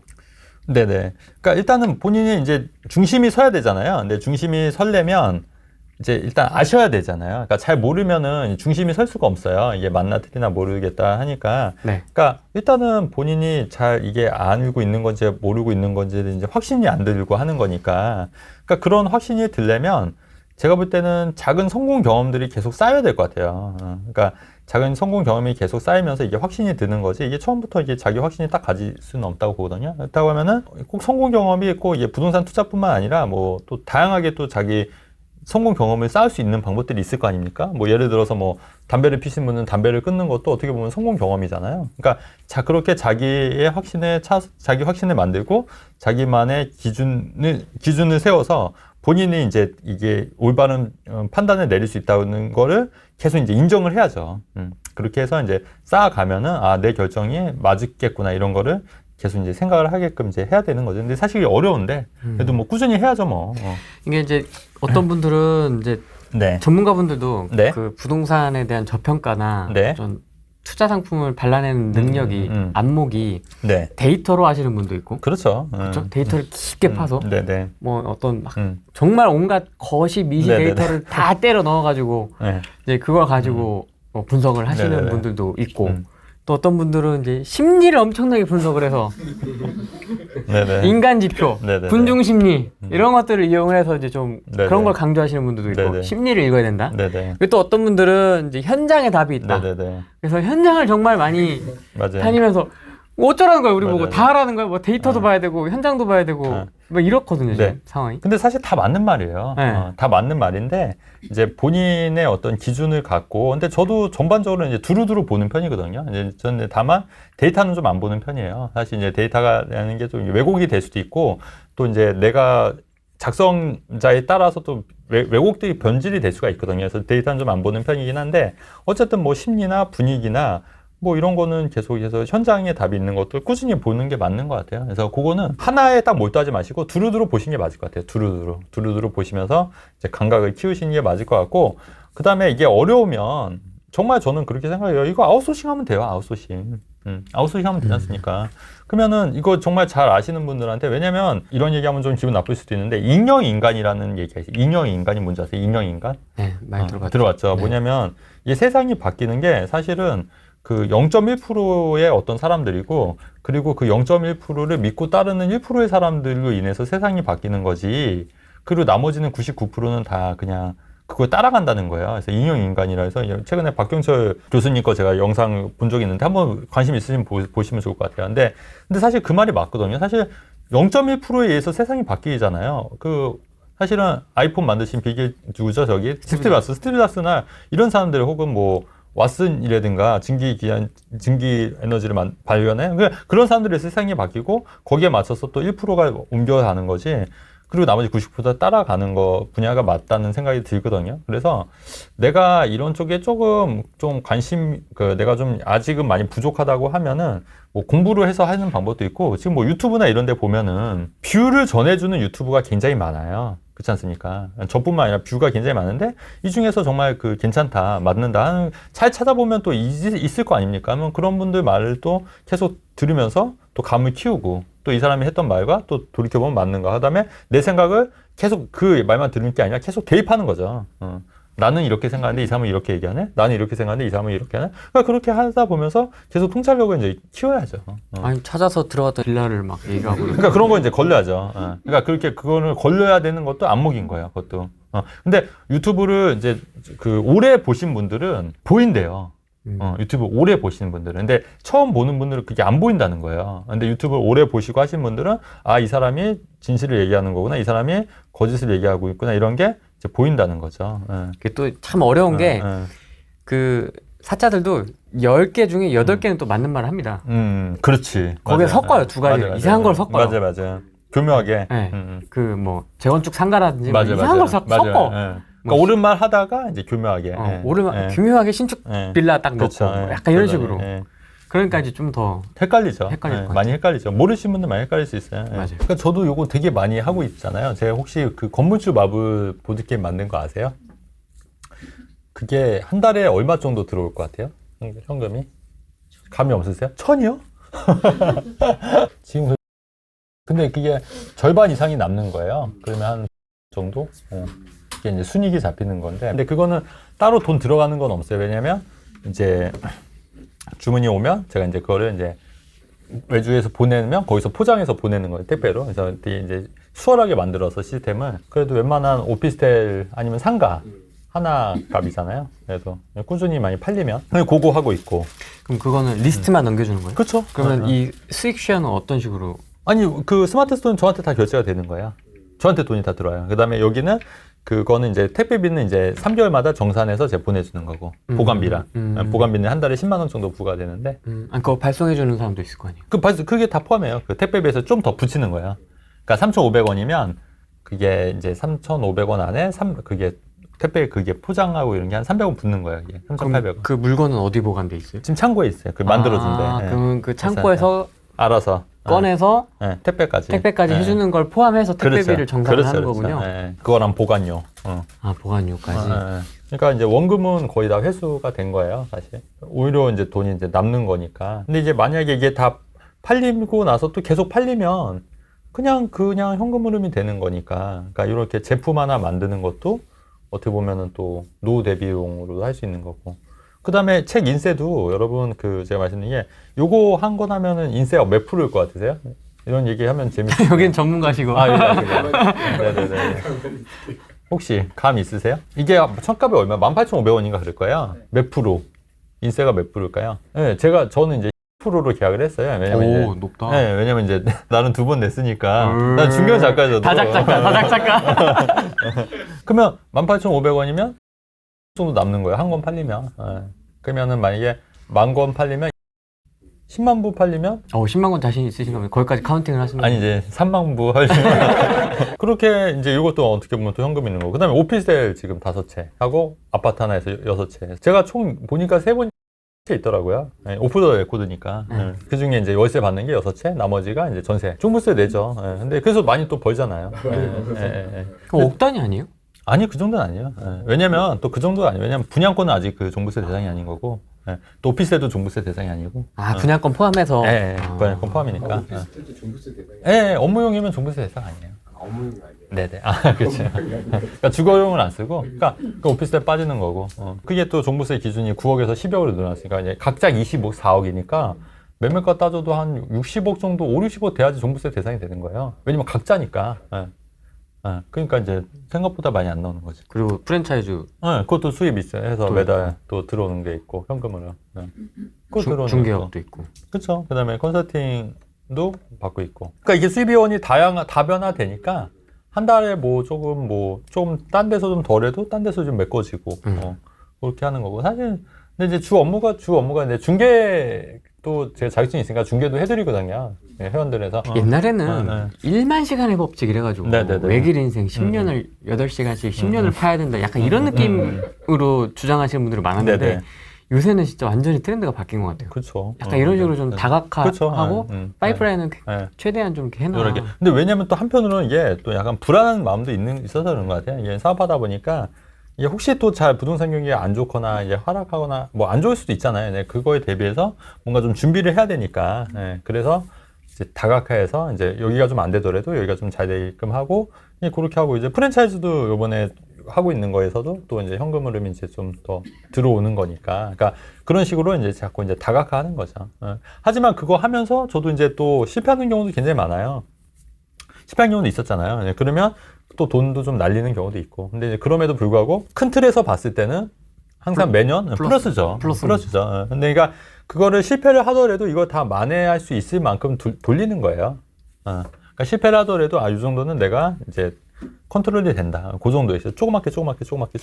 그러면 그 잘 모르는 영역이잖아요. 네네. 지금 이렇게 하나씩 도전했던 게 보드 게임도 그렇고 이렇게 하나씩 하는 게. 네. 그러면 이걸 해야겠다, 고다, 아니다, 이걸 드랍이다, 이걸 판단하는 어떤 결정적인 포인트가 있으세요?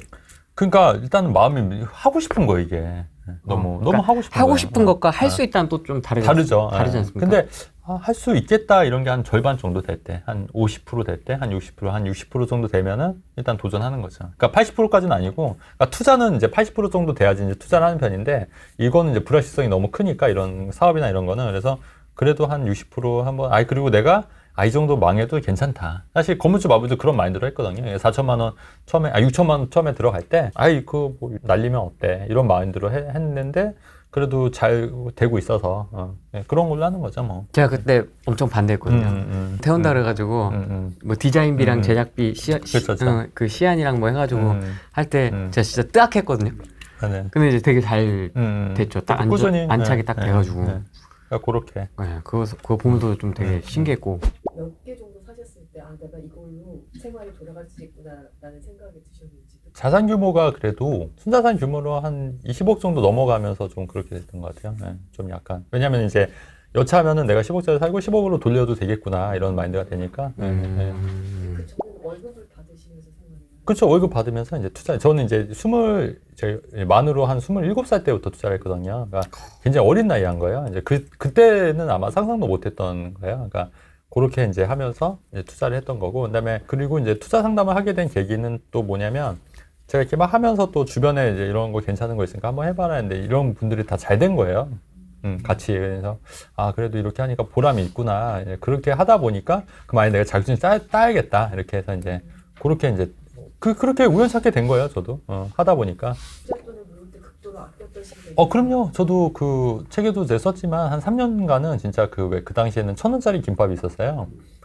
진짜 그것만 먹었어요. 거의 3년 동안. 그다음에 지금도 뭐 구두 귀찮아서 안 사거든요. 지금은 그 백화점 가기 귀찮은 거예요.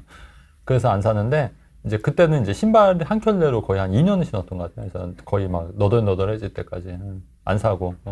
되게 아꼈죠, 저도. 그래서 한 달에 제가 200씩 저축을 했거든요. 그 나이에 200씩 엄청 저축 많이 했어요, 그때. 그래서 거의 뭐 이제 그때 이제 물론 이제 급여가 그래도 좀 괜찮아요. 한 300 정도 됐으니까 100만 원 쓰고 영업비 쓰고 다 쓰고 이제 200씩 저축해서 꼬박꼬박. 그렇게 이제 3년 해서 한 이제 그거를 이제 펀드로 굴리니까 1억 정도 되더라고요. 그래서 그거 갖고 시작한 거예요. 1억으로. 종잣돈. 근데 그 3년간 계속 이제 모의 투자를 했던 거죠. 저도 모의 투자 이제 여기 샀으면 어떻게 됐을까? 그거를 이제 하다가 이제 결정적으로 이제 투자를 하게 된 거죠. 그게 2004년도 얘기예요. 지금 서울 들어가는 시점은 아니에요. 그러니까 서울 들어가는 시점은 오히려 이제 올해. 그러니까 기다리셔야죠. 지금은. 그러니까 서울에 들어가는 시점이 이미 지났죠. 버스 지났죠. 1월달에 했어요. 1월달에. 그럼 이제 인천 물 들어오는 겁니까? 그럼요. 그냥 세 개다 깔고 가요. 세 개 다. 오히려 그게 더 나을 것 같은데요, 저 같으면. 저 같으면 이제 인천만 하실 게 아니라 좀 더 하는 거죠, 저 같으면. 그러니까 제 말은 재건축해서 아니면 딴 거에서 그 돈을 불려서 그 돈으로 이제 그 월세 세팅을 만들 수 있잖아요. 자산이 커지면. 사업 쪽은 제가 모르겠어요. 뭘 잘하시는지 제가 모르니까. 근데 인천 쪽만 보실 게 아니라 제가 볼 때는 어차피 잠실 쪽이시면 굳이 인천만 볼 게 아니라 이제 또 이쪽 잠실 근처나 이런 쪽도 잠실 밑이나 뭐 이런 쪽, 뭐 그런 쪽이나, 강동구 팩트머리. 네네, 그런데 그렇죠. 그러니까 그런데 잘 찾아서 더 하시면은 더 괜찮을 것 같은데요. 그걸 팔아서 지금 서울 들어가는 시점은 아닌 것 같아요. 제가 볼 때. 저는 그 커뮤니티 좋은 데를 또 좋아하는 것 같아요. 커뮤니티 오피스. 왜냐면 요새 커뮤니티가 되게 좋은 데는 정말 좋아서. 그런 데는 또 세입자들이 또 바로바로 들어오는 경향이 있더라고요. 그 다음에 아예 친구를 끌고 와요. 여자친구를 데리고 온다거나 좋으니까, 살기 좋으니까. 그래서 요새 커뮤니티 좋은 데 많이 보고. 제 위례에 있는 데는 그 영화관이 있어요. 오피스텔에. 그리고 삼성에는 수영장이 있어요. 오피스텔인데. 그러니까 그런데, 예, 그런데. 다 그런 건 아니지만, 그런 거. 커뮤니티 좋은 데는 또 괜찮은 것 같아요. 그래서 오피스텔 그 위에 있는 거는 진짜 영화관, 신발, 슬리퍼 신고 영화가 볼 수 있을 정도로, 그래서 거기도 인기 많이 있는 것 같아요. 오피스텔. 그리고 제가 오피스텔을 하는 이유는 이게 아파트보다 더 오르는 거 알잖아요. 근데 언제까지 뭐 제가 돈만 벌 건 아니잖아요. 그러니까 오피스텔 미리 사서 월세 받는 거를 하는 거죠. 그래서 이거를 이제 세팅해서 뭐 오피스텔에서도 뭐 지금보다 더 현금 흐름이 많이 나오면 제가 좀 덜 일해도 되는 거잖아요. 근데 오피스텔 해도 월세가 이렇게 많지는 않아서 뭐 예를 들어서 뭐 70만 원씩 뭐 5개 받자 350인 거잖아요. 물론 이제 직장인 월급이긴 한데 또 한편으로는 이제 저도 이제 생활 수준이 많이 올라가서 그게 적은 돈, 그러니까 큰 돈이기는 하지만 또 그게 큰 돈이 아니더라고요. 그게 오피스텔 수입이 뭐 이렇게 제 수입에 막 정말 메인으로 차지할 그 정도는 아닌 것 같아요. 만약에 한 50대고 한 이제 현금이 한 3억, 4, 5억 정도 있는데 그거를 상가를 사자니 좀 불안하고 그러면 저 같으면 이제 그걸 원룸 오피스텔 한 4개 정도 쪼개서 사라고 권유할 것 같아요. 이제 지역별로. 근데 오피스텔을 특별히 관리할 건 없거든요. 그러면은 예를 들어서 60만 원씩 막 월세 받는다고 65만 원씩 받는다고 치면은 4개면은 260 정도? 260 정도? 그럼 260 정도도 나쁘지 않잖아요. 예, 그런 분들은 이제 오피스텔 추천하는 건데 근데 이제 젊은 분이 왔는데 이제 무주택이고 5억이 있어요. 똑같이. 근데 그런 분들한테 오피스텔 추천 안 하죠. 왜냐면 그분은 더 자산을 증식을 시켜야 되니까. 그러니까 이게 경우에 따라 다른 거예요. 예, 그런 측면에서 하는 거죠. 그러니까 저도 오피스텔을 포트폴리오에 넣은 게 그냥 월세 받으려고 그렇게 하는 거고, 그렇게 하는 게 사람마다 다 다르다는 거예요. 근데 저는 한편으로 원룸 오피스텔도 보시면 65만 원씩 그 위례는 제가 75만 원씩 받고 있거든요. 월세? 그러면은 거의 840이잖아요. 그러면 거의 5년이면 벌써 5년 지났으니까 그것만 해도 한 4천, 5천 되는 거예요. 5천만 원. 그러니까 사실 안 올라도 저는 크게 문제 없는데 사실 위례 같은 경우에도 한 1억 정도 올랐거든요. 매매가도 1억 정도 올랐기 때문에 잘만 하면 전 나쁘지 않다고 보고 사실 안 올라도 크게 상관없는 거예요. 크게. 왜냐면 월세를 받기 때문에. 예. 근데 사람들이 그거는 좀 많이 관가더라고요. 네? 아닌데. 아 진짜 적폐들. 좀 쉬어. 그러니까 실거주 하고 있고 투자로 경기도에 한 채를 대출에 매입을 했고 현재 대출은 없는 상태인데 지금 이 상태에서는 오피스텔보다는 아마 시댁살형으로 당연하죠. 말씀 주신 것처럼 분양권을 가거나 근데 이제 그렇게 되면 이제 3주택이 되니까 비과세가 안 될 거 아니에요. 1주택과 2주택. 그러니까 그거는 이제 제가 따져봐야 되죠. 그러니까 3주택으로 해서 비과세를 포기할 건지 아니면 이제 비과세를 받고 이제 그걸 해서 이제 또 그때 이제 3주택을 할 건지 요거는 이제 따져봐야 될 것 같아요. 무슨 말 이해되죠? 비과세부터 해야 되는 거 아니에요? 그러니까 이제 그거를 이제 그러니까 이게 비과세를 받는, 근데 비과세가 의외로 적을 수도 있잖아요. 네. 생각보다. 그러니까 그러면 이거 비과세가 아니고 3주택을 가는 거예요. 더 나을 수도 있다는 얘기죠. 거기에 따라서 달라지는 거죠. 아까 이제 그 수도권에서 살 게 없다고 말씀하셨잖아요. 근데 그게 이제 관점에 따라 다른 거예요. 그러니까 본인은 그렇게 느끼지만 저는 또 지금도 살 게 많다고 보는 입장이거든요.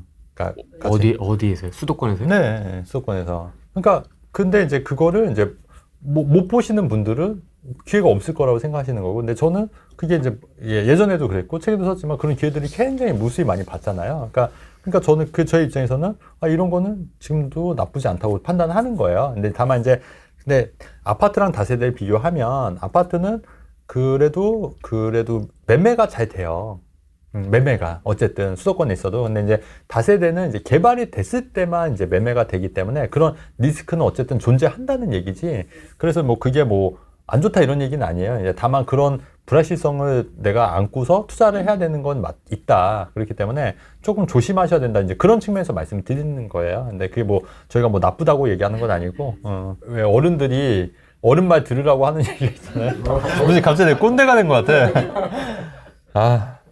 부모님이 이제 근데 이거 경험하지 않으면 또 몰라 이거를. 안 하셨다니까 일단 좀 다행이고요. 네네네. 안 하셨다니까. 근데 이제 경험하지 않으시니까 또 하고 싶은 거야. 나랑 똑같지 뭐. 나도 뭐 사업 같은 거 하고 싶을 때는 앞뒤 안 보잖아요. 똑같은 거지 뭐. 똑같아. 맞아요. 저는 빌라부터 투자한 거 아세요? 저 2004년도부터 빌라부터 한 거. 네, 맞아요. 빌라. 그러니까 제가 빌라 싫어하는 건 아니에요. 그러니까 그때는 또 돈이 됐으니까. 빌라 다세대로도 돈이 된다는 걸 아는데, 그게 현 시점에서는 그게 좀 많이 힘들어졌으니까 말씀드린 거죠. 그러면 이 정도면 하나 사자. 하나 사고 내년에 다시 만나요. 등기 치고 그리고, 우리 내년에 다시 요 멤버로 오케이. 다시 만나요. 지금 흐름이 수도권으로 바뀌었다. 이제 지방 비규제나 이런 것들은 이제 정리해서 수도권을 바라봐야 된다라고 한 1년 전에 얘기를 해주셔서 네. 사실 그 방송을 되게 여러 번 이제 네네. 한 수십 번 이제 하면서 아, 네네네. 거의 지방 걸 거의 다 정리를 이제 네네네네네. 했어요. 이제 취득세도 걸리고 분양권을 투자하연이 네. 이게 분양 가격이 네. 장난이 아닌 거죠. 저평가된 준신축을 구입하자니 12%를 내야 돼요. 그 12%는 좀 아닌 것 같고 내가 할 때 조금 이거는 뭐 몇 천만 원을 더 주면 살 이유는 없다. 네네네네. 그러면은 결국 분양권에 이제 눈길이 가는데 분양권이 제가 살고 있는 평이 한 10억이 넘어요. 네네네네. 최근에 미분양이었지만 네. 어쨌든 흐름이 좋아서 다 완판이 네네네. 있고요. 근데 말씀하신 대로 자, 다주택자가 할 수 있는 거에 효율성을 높일 수 있는 게 입주가 많이 남은 수도권 분양권이다 봤을 때 지금의 어떤 그 분양 가격이 과연 투자성이 있는 합리적인 가격인지 네네네. 그것도 이제 분양권도 이제 케이스 바이 케이스니까. 예. 근데 그 와중에서도 이제 좀 저평가되는 걸 찾아야죠. 뭐 그 저평가되는 거. 최근 분양하는 그 분양가는 좀 어떻게 보세요? 10억 뭐 후정? 아, 그런 건 비싼 것도 있고 비싼 것도 있고 싼 것도 있어요. 그러니까 그 이제 비싼 거보다 이제 싼 거 위주로 하는 게, 예, 싼 거 위주로 하는 게 맞죠. 예. 그러니까 제가 봤을 때는 좀 약간 좀 과대 포장이 된 것도 있어요. 근데 그런 거는 좀 부담스럽고 예를 들면 뭐 용인 플랫폼시티 같은 10억 같은 게 사실 저는 굉장히 부담스럽다고 보거든요. 예. 그러니까 그런 데 말고 좀 저렴한데 위주로 하면은 안전 마진을 좀 확보할 수 있다고 판단하는 거죠. 그때 방송하실 때 김포에 갖고 계신 거 아직 갖고 있어요, 저. 예. 제가 거기 가봤거든요. 힐스테이트 리버시티요? 네, 예. 궁금해가지고 예, 예, 예. 하나 가봤는데 되게 제가 느끼기에는 약간 이렇게 섬 같죠, 섬. 근데 그걸 어떻게 선택을 하시기로 마음을 아, 거기 5호선 연장이 될 거라고 저는 확신을 하고 있었어요. 너무 허무벌판에 예, 예. 아파트가 딱 그 상식에 좀 벗어나죠, 상식에서. 예. 그래서 들 오른 거 아닐까요? 맞아요, 그런 것도 있어요, 맞아요. 역은 확정돼 있더라고요. 네네네. 이게 보니까 역은 확정돼 네. 있고 주변에 되게 논밭이고, 많고 예. 그래가지고 근데 저걸 어떻게 픽을 하셨을까? 그 제가 약간 독특해요, 원래 시야가. 네, 그래서 그날 방송을 듣고 바로 가봤거든요. 궁금해가지고. 아 직접 가보시는 분도 계시네요. 그럼요. 방송을 예, 했더니. 그럼요. 제가 그거를 2개를 샀는데 하나는 분양권 상태에서 8천만 원 이득을 보고 팔았고요. 지금 하나는 갖고 있는 거거든요. 예. 근데 생각해보세요. 거기 만약 5호선이 딱 앞에 생겨요. 그러면은 역세권 아파트인데 예. 싸죠, 그래도. 근데 왜 예정이 다 이미 돼 있었던 건데 왜 우리는 몰랐을까요? 저는 관심이 없으니까 거죠, 관심이 없으니까. 근데 5호선 뚫리면 바로 김포공항까지 가니까. 예. 근데 물론 이제 이번에 발표, 저는 8월 말에 발표 나줄 알았는데 그게 좀 연기가 됐거든요. 근데 그 발표 나면 한번 보세요. 반드시 올라요. 한 1억 정도 오르거든요. 발표 나고 오르고, 그 다음에 착공하면 또 오르고, 완공하면 또 오르고. 그때 대표님이 한번 언급하셨던 네. 의정부도 한번 제가 같이 갔었거든요. 약간 비슷해요. 김포의 느낌과 좀 비슷합니다. 여기를 왜? 약간 이런 느낌의 아파트였거든요. 약간 역하고도 조금 멀리 있는데도 맞아요. 그걸 사셨더라고요. 네. 그래서 그거 보면서도 아 요런 스타일의 투자를 진짜 좋아하시는구나. 남들이 잘 안 보는 거. 남들이 좋아하는 거를 네. 보통 아니, 근데 제가 볼 때 남들이 좋아하는 걸 하잖아요? 그럼 기회가 없다니까요. 그래서 그거를 아니면 비싸든지. 비싸서 기회가 없어요. 그 남들이 못 보는 거를 시야를 하는 거죠. 남들이 못 보는 이미 거를. 알려진 거는 이미 가격이 다 비싸니까. 내가 예, 먹을게. 예, 예. 그 저는 쳐다도 안 봐요, 그런 거를. 그 다음에 제가 그 음마 갖고 있거든요. 음마 아파트. 근데 음마 사람들이 제가 살 때만 제가 4년 전에 2019년도에 샀거든요. 2019년도. 그러니까 토지거래 허가, 네네. 그래서 토지거래 허가 묶이기 전에 샀는데, 근데 그때 전문가들이 대부분이 음마는 안 된다. 그랬잖아요. 전문가 중에 음마 된다는 사람 누구예요? 요번에 조합설립 돼요. 요번에 추진위원장 뽑혔고, 아마 한두 달 있으면 조합설립 될 거예요. 거기도 나쁘지 않죠. 거기도. 나쁘지 않죠. 근데 이제 가격적인 걸 봐야 돼요. 가격적인 거. 사실 음마 같은 경우에도 저 살 때만 해도 거의 다 반대했던 것 같아요. 거기를 왜 사냐고. 근데 어쨌든 저는 뭐 실거주 할 거니까. 5주택이나 1주택 추가 아니면 갈아타기 그런 수요인데 그런 수요가 지금 계속 꾸준히 있어서 계속 지금 좀 반등이나 뭐 회복이 계속 될지가 저는 조금 네, 그럴 수 있겠네. 일단은 저도 이제 다주택자들이 이제 상담을 오시면 일단 좀 쉬시라고 그래요. 좀 팔고 하자고. 왜냐면 너무 많이 벌리시면은 좀 그러니까 팔고 하자고 하면은 뭐 수긍하시는 분도 계시고 또 그렇게 하시고 이제 다만 이제 1주택자나 무주택자 오시면은 이제 좀 어차피 내 집만을 해야 되니까 좀 저평가되는 데 위주로 사자고 이렇게 좀 많이 권유를 하고 있거든요. 근데 무주택자, 1주택자 움직여도 시장은 어느 정도는 좀 움직이는데 옛날처럼 이게 뭐 이렇게 많이 막 움직이진 않겠죠. 그래도 이제 시장은 그래도 꾸준히 지금 거래가 되고 있으니까 좀 어느 정도 움직이고 있는 거고. 그다음에 어쨌든 좀 다주택자들이 움직이려면 아까 말씀드린 취득세 중과라든가 그다음에 양도세 어차피 이건 조정제 해제됐으니까 완화된 건 맞긴 한데 그래도 어쨌든 정부에서도 조금 더 풀어주는 게 맞는 것 같다는 생각이 들어요. 일단 취득세 중과가 좀 크긴 한 것 같아요. 전반적으로 좀 완화가 될 여지가 있는 거죠. 뭐. 근데 어쨌든 취득세도 저는 한편으로 그렇게 생각해요. 물론 이제 많이 부담이 되는 것도 있는데 어차피 그게 또 양도 차익에서 또 공제되는 것도 있으니까. 예.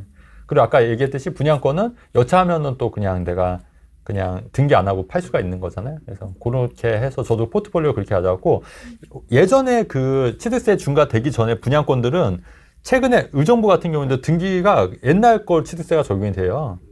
그러니까 예전에 그 법 나오기 전에 취득한 분양권은 등기할 때 그 등기 시점이 아니라 그 취득할 시점의 기준으로 하기 때문에 그거에서 4%밖에 안 냈어요. 의정부 같은 경우도. 원래 8% 12% 내야 되는데 그 전에 한 거라. 그러니까 그렇게 되는 거예요. 오히려 가격은 하락하는 게 있어요. 예. 예, 왜냐면 매물이 나오니까. 네네, 맞아요. 예. 예, 근데 이제, 근데 이제 양도세 완화는 저는 이제 됐다고 보거든요. 왜냐면 조정적이 다 해제가 됐기 때문에. 근데 이제 취득세 중과랑은 또 그 정책이 좀 다르다는 개념이죠. 왜냐면 취득세는 이제 살 때 이득을 구하는 거니까 파는 거랑은 관계가 없는 거예요. 근데 이제 양도세 중과가 완화가 되면 사람들이 더 빨리 팔려고 하니까 그러니까 가격이 좀 더 내려가는 측면이 있었던 건데 양도세랑 취득세는 좀 다르기 때문에 이제 그 취득세 완화가 되면 그게 뭐 가격이 하락으로 작용하진 않을 것 같다는 얘기죠. 근데 지금 이게 상승 자체가 막 이렇게 크게 막 하는 건 아니고 그냥 원만하게 하고 있는 거라서. 근데 이제 정부 기존은 어쨌든 이제 불합리한 그 정책들은 했던 거를 좀 과감히 없애자는 게 이제 취지니까 좀 지켜봐야죠, 뭐. 지켜봐야죠. 쉽게 안 될 수도 있어요. 취득세는 안 놔줄 것 같아요. 뭐 그럴 수도 있고. 아니 근데 또 한편으로는 그러면은 이제 12월 20일 날 그거를 믿고 산 사람들은 이제 안 되니까 그것도 좀 두고 봐야죠, 뭐. 저는 완화된다 좀 보고 있는데 모르겠어요, 그것도 어떻게 될지. 저는 완화될 가능성이 높다고 보긴 하는데. 취득세 반값 되면 다들 좀 사실 의향이 있으세요? 사실 겁니까? 어떻게 하실 겁니까? 지금 오피스텔도 4%다. 4.6%니까. 그러니까 대단하신데. 역시 쉴 생각들을 안 하시고. 한번 부동산으로 재미 보신 분들은 어쩔 수가 없어요. 어쩔 수가 없는 것 같아요. 대단하십니다, 역시. 그러니까 자산 규모에 따라 달라질 것 같아요. 자산 규모가. 그러니까 내가 이제 이 정도면 그 실거주도 만족하고 현금으로도 만족이 된다. 그러면은 이제 하는데 이제 그게 안 되시면 그러니까 그러면 더 좀 해야죠. 더 해야죠. 그러니까 자산 규모를 좀 더 키우셔야 되는 거죠. 뭐라도 빨리 사야 된다. 이런 현금 있으시면 그것도 맞죠. 현금 있으시면. 그 오피스텔을 언제 취득하신 거예요? 종로에 있는 오피스텔이? 그럼 2020년 어쨌든 8월 10일 전에 취득하신 거죠? 그러면 그거 오피스텔 주택수 포함 안 돼요. 그럼 현재 1주택자예요. 그러니까 취득세 때 오피스텔은, 그러니까 양도세는 오피스텔 주택수에 포함이 되는데, 그래서 지금 현재는 1주택자이기 때문에 한 주택 더 해도 그 취득세는 1%예요. 그거 되게 중요한 얘기다. 그러니까 하나 더 하셔도 돼요, 지금. 제가 볼 때는 그걸 갖고 계시고 하나 더 사면 될 것 같아요. 아파트를 하나. 하나 더. 저 같으면. 좋은 소식이네요. 하나 더 살 수 있는 거예요. 하나 더 사실 비과세 혜택 받고. 그렇지. 그렇지. 3년 내에 팔면. 그리고 이제 오피스텔은 지금 업무용이세요? 아니면 주거용이세요? 주거용. 근데 그것도 비과세 받을 수 있는 방법이 있어요. 업무용으로 바꾸면 돼요. 그거 세입자 내보내고 임차를 업무용으로 하면 돼요. 팔기 전에만. 양도할 때 양도 시점에만 바꾸고. 그러니까 이런 게 사실은 되게 어마어마한 가치예요. SRT 타고 1시간 내외? 그 정도? 그러니까 그 정도는. 충청권, 그러니까 그쵸, 수도권에 접해 있는 지역까지는 준수도권이라고 그렇죠. 해서 보시는 것 같더라고요. 맞아요. 보니까. 세종 대전까지. 네네. 그렇죠. 그 정도? 저도 청주에 아파트 하나 있거든요. 청주에도 있고, 천안에도 있고. 천안도 있고, 그다음에 저기 강원도 춘천에도 있고. 천안에는 언제 가셨대요? 천안도 있어요. 천안도 있고. 몰래. 많아요, 저도. 지역마다 하나씩 다 있어서. 근데 이제 대구나 이런 데는 이제 없는 거고, 멀어서. 가면 가는데 또, 아니, 굳이 뭐. 너무 노력하지 마시고. 맞아요. 낼 수 있을 것 같습니다. 걱정 안 하셔도 될 것 같습니다. 반드시 나올 수 있을 것 같습니다. 캐릭터 좋아하는 나올 것 같습니다. 10만 부까지는 쉽지 않을 것 같습니다. 맞아, 나도 그렇게 생각해요.